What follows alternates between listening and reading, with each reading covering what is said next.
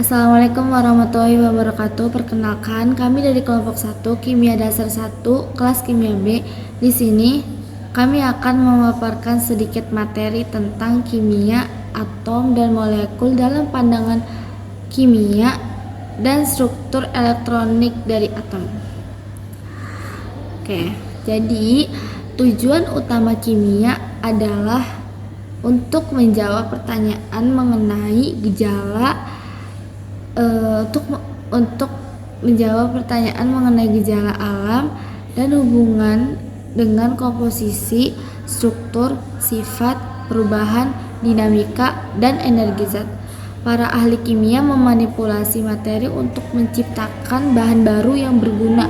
Dalam kimia terdapat metode ilmiah yang meliputi pengamatan, hukum ilmiah, hipotesis, dan teori. Kimia juga mencakup simbol dan unsur kimia serta zat murni dan campuran. Campuran bisa homogen atau heterogen, tergantung pada apakah mereka bersatu atau tetap terpisah. Terdapat pula perubahan fisika dan kimia yang membedakan reaksi kimia dan tidak mengubah penyusunnya dengan reaksi kimia yang menghasilkan senyawa baru. Oke, selanjutnya ada teori Dalton. Teori atom Dalton dikembangkan oleh John Dalton yang mengemukakan bahwa materi terdiri dari atom yang tak terbinasakan dan atom terdiri dari unsur dengan karakteristik massa yang berbeda. Bukti atom ditemukan pada tahun 1980-an dengan menggunakan STM. Atom dapat divisualisasikan sebagai bola dengan warna sesuai dengan unsurnya. Teori Dalton dapat menjelaskan hukum proporsi tetap dan hukum kekekalan massa, di mana massa sebelum dan setelah reaksi kimia tetap sama. Dalton juga meramalkan kemungkinan adanya hukum proposal beganda. Molekul adalah gabungan atom yang membentuk suatu substansi paling kompleks melalui gaya atau ikatan kimia. Molekul terdiri dari 2 atau lebih atom.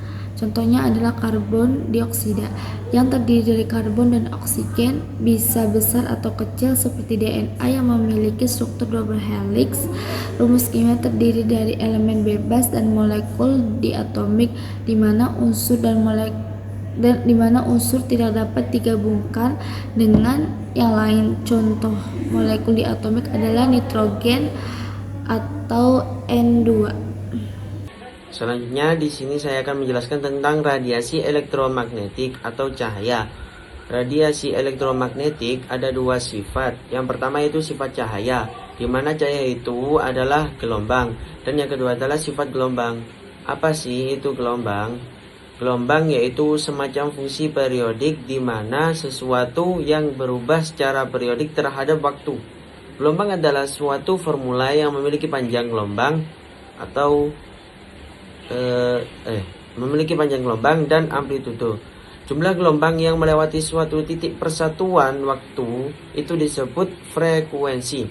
Makin panjang gelombangnya, makin kecil frekuensinya. Di dalam gelombang juga ada kecepatan, yang dimana untuk melakukan gerakan-gerakan yang sejenis secara berturut-turut dalam waktu yang sesingkat-singkatnya. Rumus kecepatan pada gelombang yaitu panjang gelombang kali frekuensi. Terus radiasi elektromagnetik semua bergerak dengan kecepatan cahaya dengan ketetapan C sama dengan 3,00 kali 10 pangkat 8. Rumus kecepatan cahaya dalam radiasi elektromagnetik yaitu C lambda kali V. Cahaya punya panjang gelombang yang berbeda-beda, yaitu yang pertama itu radiasi black body, benda hitam yang mudah menyerap cahaya dan memiliki radiasi. Lambda visible memungkinkan manusia bisa melihat berbagai macam warna. Yang kedua itu ada efek elektrik. Sesuatu logam diberikan energi, maka akan ada elektron yang terlepas. Salah satu terapannya yaitu penggunaan sel surya atau matahari. Sifat gelombang yang normal, cahaya tidak hanya berfungsi sebagai gelombang tetapi juga sebagai partikel, sehingga energi foton merupakan penambahan dari dua sifat tersebut. Cahaya datang sebagai paket-paket dari setiap energi. Kemudian yaitu ada sifat energi. Menurut Niels Bohr, mengadopsi asumsi Planck dan menjelaskan fenomena tersebut dengan cara yang pertama itu elektron dalam atom dapat menempati orbit tertentu yang sesuai dengan energinya. Yang kedua adalah elektron dalam orbit memiliki energi perizinan tertentu. Dan yang ketiga adalah energi hanya diserap sedemikian rupa untuk memindahkan elektron dari satu keadaan yang diizinkan ke energi yang lain. Yang dimana rumusnya yaitu energi sama dengan H kali V, dimana H adalah ketetapan yaitu 6,63 kali 10 pangkat min 34. Bohr menggunakan model yang menyatakan elektron mengorbit nukleus atau inti seperti planet. Bohr hanya dapat menjelaskan H dan tidak dapat menjelaskan unsur lainnya. Yang terakhir adalah sifat gelombang. Materi menurut Louis de Broglie, jika cahaya dapat menjadi partikel, mungkin materi dapat menjadi gelombang. Semakin tinggi masanya, maka semakin kecil panjang gelombangnya. Gelombang benda sehari-hari terlalu kecil untuk diukur, karena panjang gelombang sangat kecil. Mikroskop elektron dapat digunakan untuk melihat benda-benda yang sangat kecil. Nah, itu aja yang saya bisa sampaikan. Selanjutnya, untuk bab selanjutnya ada mekanika kuantum. Angka kuantum, setiap orbital menggambarkan distribusi spesial kerapatan elektron. Orbital digambarkan oleh satu set 3 bilangan kuantum atau bilangan bulat. Apa itu orbital? Orbital adalah daerah atau kebolehjadian tentang ditemukannya elektron. Orbital terdiri dari bilangan kuantum, di antaranya satu bilangan kuantum utama yang dilambangkan dengan S, yaitu menggambarkan tingkat energi tempat orbital berada. Nilai dari bilangan kuantum adalah bilangan bulat yang lebih besar sama dengan 0, seperti 1, 2, 3, 4, dan seterusnya. Kedua, bilangan kuantum azimut yang dilambangkan dengan L kecil, mendefinisikan bentuk orbital. Nilai dari bilangan kuantum azimut dimulai dari 0 sampai min 1. Nilai kuantum azimut dengan angka 0, jenis orbitalnya adalah S.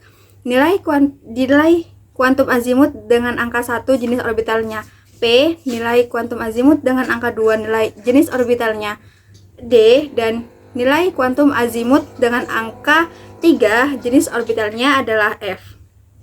Huruf-huruf jenis orbital tersebut sesuai dengan bentuk orbital. Yang ketiga, ada bilangan kuantum magnetik yang dilambangkan dengan M kecil, yaitu menjelaskan arah orientasi. Nilai dari bilangan kuantum magnetik dimulai dari min 1 ke 1, seperti min 1, 0, 1. Tingkatan energi yang dapat terjadi. Jenis orbital S, bilangan azimutnya adalah 0, bilangan magnetiknya adalah 0. Bentuknya terdiri dari satu kotak dan berisi 2 elektron. Jenis orbital P, bilangan azimutnya 1, bilangan magnetiknya min 1, 0, 1. Bentuk orbitalnya terdiri dari 3 kotak dan berisi 6 elektron, di mana tiap kotak berisi 2 elektron. Jenis orbital D, bilangan azimutnya adalah 2. Bilangan magnetiknya min 2, min 1, 0, 1, dan 2. Bentuk orbitalnya terdiri dari 5 kotak dan berisi 10 elektron. Jenis orbital F, bilangan azimutnya yaitu 3, bilangan magnetiknya yaitu min 3, min 2, min 1, 0, 1, 2, dan 3. Bentuk orbitalnya terdiri dari 7 kotak dan berisi 14 elektron. Orbital S bentuknya bulat sempurna, jari-jarinya meningkat seiring dengan meningkatnya nilai. Inti orbitalnya ada di tengah, memiliki wilayah terdapat 0 kemungkinan untuk menemukan elektron. Orbital P memiliki 2 lobus dengan bidang nodal di antara mereka. Inti orbital P ada di titik temu antara sumbu X, Y, dan Z. Semakin besar N, maka semakin besar jari-jarinya. Nodes, daerah kejadian di temukan elektron sama dengan 0. Sekian penjelasan saya tentang materi kimia kemarin.